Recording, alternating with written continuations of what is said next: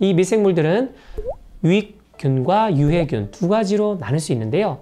유해균이라고 해서 무조건 해로운 것은 아닙니다.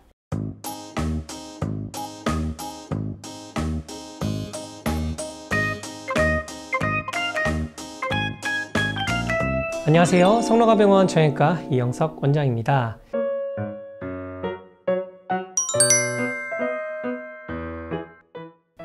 기능의학은 질환 치료만을 목적으로 한 것이 아닌 폭넓은 분야이기 때문에 검사 방법과 치료 과정 또한 광범위한데요. 우선적으로 포알 중에 리노큘레이트에 해당하는 필요한 영양분을 적절히 공급하는 과정을 충족시키기 위해서는 어떤 영양소가 얼마만큼 부족한지 디테일한 파악이 필요하죠. 또한 아무리 좋은 영양제여도 사람마다 그 효과나 부작용, 작용이 다 다르죠.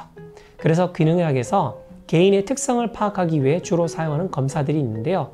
일반적으로 영양소, 호르몬, 유전자, 장내 미생물, 중금속 및 독소 등을 파악하기 위해 혈액검사, 장내 미생물 검사, 소변 유기산 검사를 진행합니다. 혈액검사로는 여러 가지를 확인할 수 있습니다. 기본적인 검사로 일반 혈액검사를 통해서 빈혈, 혈소판 수치를 확인하며 간 기능 검사를 통해서 간 수치를 확인하며 신장 기능 검사를 통해서 콩팥 수치를 확인합니다. 이외에 혈장 검사를 통해서 CRP를 확인하여 우리 몸의 염증 여부를 판단하며 호르몬 검사로는 갑상선 검사, 부신 호르몬 검사를 시행합니다. 마지막으로 중금속 검사, 면역과 관련된 NK 검사 등도 시행해 볼 수 있습니다. 장내 미생물 검사 및 소변 유기산 검사는 소화기관이 약해지면 음식 섭취를 통해 다양한 미생물, 세균, 바이러스가 침투하기 쉬워집니다. 이렇게 몸에 들어온 장내 미생물은 질병 발생에 큰 영향을 미치는데요. 대변 검사를 통해 미생물군을 분석하면 관련 질병이 악화되기 전에 예방 및 치료할 수 있습니다. 장내 미생물 검사와 함께 꼽히는 대표적인 기능의학 검사는 바로 소변 유기산 검사죠.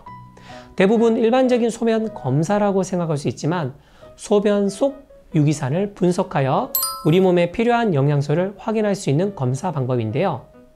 유기산은 세포 대사 과정에서 생성되는 대사산물이죠. 예를 들어서 A라는 물질이 B라는 대사산물이 되기 위해서 반드시 C라는 영양소가 필요해요.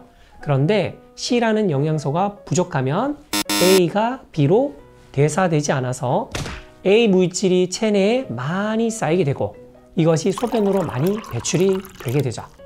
그러면 소변 유기산 검사에서 A 물질이 많아진다는 것은 C라는 영양소가 부족하다는 의미로 해석할 수 있습니다.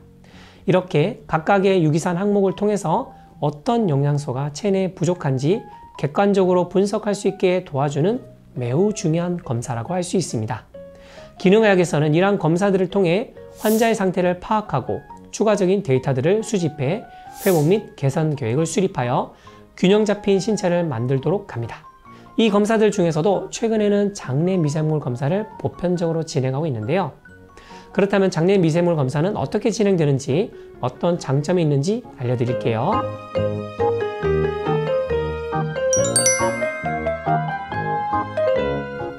우리 몸에는 여러 가지 미생물들이 살고 있습니다. 이 미생물들은 유익균과 유해균 두 가지로 나눌 수 있는데요. 유해균이라고 해서 무조건 해로운 것은 아닙니다.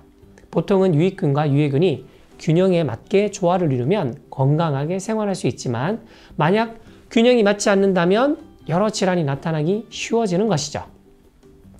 장내 미생물의 균형을 맞추기 위해서는 스트레스 조절, 유산균 섭취, 식이습관 조절, 생활습관 관리가 제대로 이루어져야 합니다. 바로 이 장내 미생물을 확인하고 유익균과 유해균의 균형을 알 수 있는 검사가 장내 미생물 검사인 것이죠. 이 검사는 대변 검사로 진행이 되며 키트 안에 있는 면봉을 이용해서 체변을 시행하고 이를 보존액에 담근 후에 시료를 보내서 분석하게 됩니다. 검사를 통해서 장내 미생물 다양성 지수, 유익 미생물 지수, 유해 미생물 지수, 장 유형까지 파악이 가능합니다.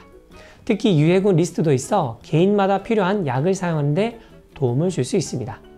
또한 인체에 존재하는 장내 미생물의 밸런스를 보다 객관적으로 확인할 수 있고 검사를 통해 나의 몸 내부 상태를 정확하게 파악하여 건강한 장을 유지할 수 있도록 도와줄 수 있습니다.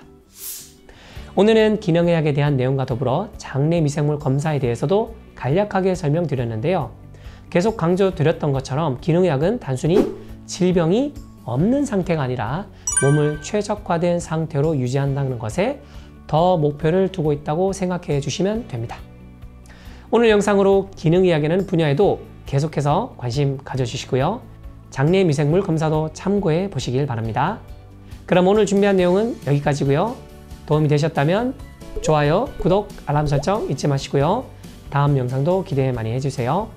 지금까지 성로가병원 정형외과 이영석 원장이었습니다.